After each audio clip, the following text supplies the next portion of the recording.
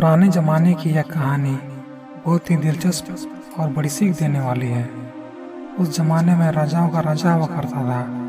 भिन्न भिन्न प्रकार के राजा हुआ करते थे और विभिन्न प्रकार की उनकी आदतें हुआ करती थी। एक राजा ऐसे थे जिन्होंने अपने लोगों को यह कहकर रखा था कि अगर वो किसी की तारीफ में वह शब्द का प्रयोग कर दे तो उस व्यक्ति को इनाम के तौर पर 1000 सोने की मोहरें दे दी जाएगी। हालांकि यह राजा इतनी आसानी से किसी की बातों से या कामों से प्रभावित नहीं होता था, इसलिए उसके आदमियों को कभी किसी को सोने की मोहरें देने की नौबत ही नहीं आई। एक बार राजा अपने आदमियों के साथ शिकार करने के लिए जंगल जा रहा था। बीच सफर में एक बूढ़े आदमी का घर आया।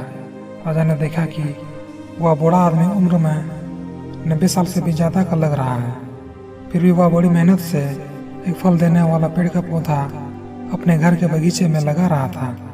राजा उस बूढ़े आदमी को ऐसा करते हुए देख हैरान हुआ। राजा का सोचना था कि बूढ़ा आदमी जो फल का पौधा लगा रहा है उससे अच्छी तरह से बड़े होकर फल देने में कम से कम 10 साल का समय लग जाएंगे।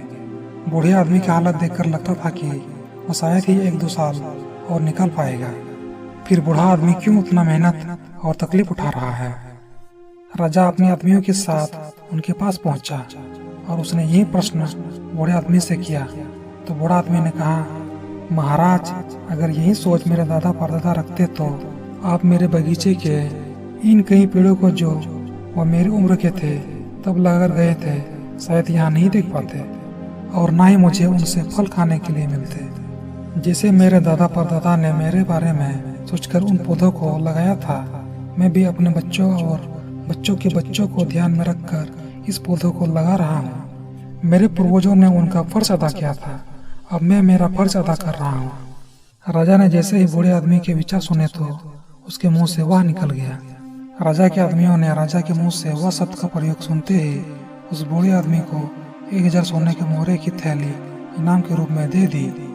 1000 सोने के मोहरे पाकर बूढ़ा आदमी बहुत खुश हो गया और उसने कहा कि देखिए महाराज, आप कहते थे कि यह पौधा मुझे शायद फल नहीं दे पाएगा, लेकिन इस पौधे ने तो मुझे आज ही सोने के मोहरे के रूप में फल दे दिया। बूढ़े आदमी के सकारात्मक विचारों से प्रभावित होकर राजा ने फिर से 2 बार वाह बोला। राजा के आदमियों को तो आदेश के अनुसार हर वह शब्द के लिए 1000 सोने की मोहरें देनी थी, इसलिए उन्होंने बूढ़ा आदमी को 2000 सोने की मोहरें और दे दी। फिर से इतनी सारी मोहरें पाकर बूढ़ा आदमी ने खुशी से कहा कि महाराज, मैंने तो सिर्फ सुना था कि कुछ राजा दयालु और बड़े दिल वाले होते हैं, लेकिन मेरी इतनी उम्र हो गई फिर भी कभी नहीं देखा था। लेकिन आज पहली बार देखा तो उस बात पर विश्वास हो गया। राजा के मुंह से अपनी तारीफ सुनकर लगातार 3 बार वाह वाह वाह निकल गया और बूढ़े आदमी को 3000 सोने की मोहरें और मिल गई। दोस्तों, यह कहानी जितनी मज़ेदार है उतना ही गहरी बात सिखाती है।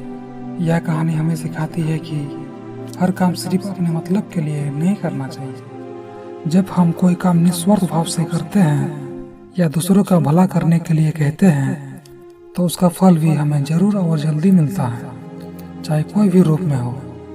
और कहानी इसी के साथ समाप्त होती है। दोस्तों, ये कहानी कैसा लगा? अच्छी लगी तो वीडियो को लाइक और चैनल को सब्सक्राइब कीजिएगा। तो फिर मिलते हैं और एक नई कहानी के साथ। तब तक के लिए बाय।